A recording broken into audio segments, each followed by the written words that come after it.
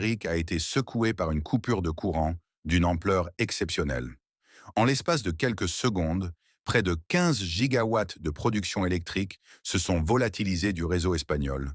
En Madrid, Barcelone ou encore Lisbonne ont vu leurs infrastructures paralysées.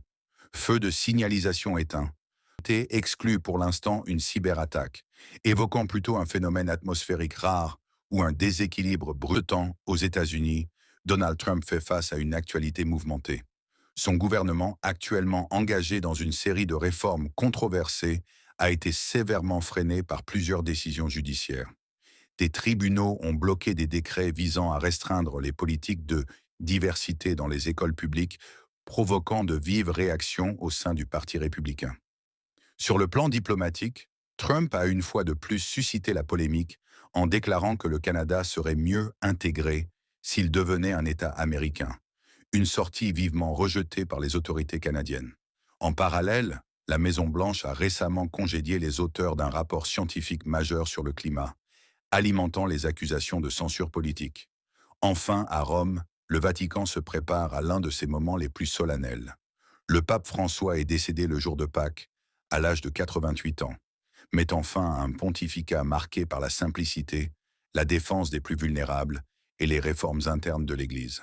Le conclave destiné à élire son successeur débutera le mercredi 7 mai. D'ici là, les 135 cardinaux électeurs participent aux congrégations générales, des réunions préparatoires où sont débattus les défis majeurs de l'Église catholique. L'enjeu est de taille.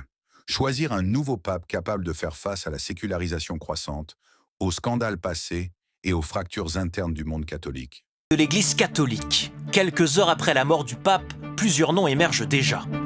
Celui de Pietro Parolin d'abord, secrétaire d'État du Vatican. À 70 ans, il est considéré comme un homme de compromis, diplomate, mais parfois jugé trop effacé. Deuxième favori, un autre Italien, le cardinal Matteo Zuppi. Âgé de 69 ans, ce progressiste est connu pour son engagement social, envers les migrants notamment et les personnes homosexuelles. Cela serait le retour d'un pape européen, mais il pourrait aussi venir d'ailleurs, du Brésil par exemple, avec le cardinal Darocha à gauche, ou des Philippines, avec Luis Antonio Tagle à droite. Jamais l'élection d'un pape n'a en tout cas été aussi internationale. Un enjeu géographique, idéologique aussi. Quelle direction cette élection donnera-t-elle à l'institution religieuse ?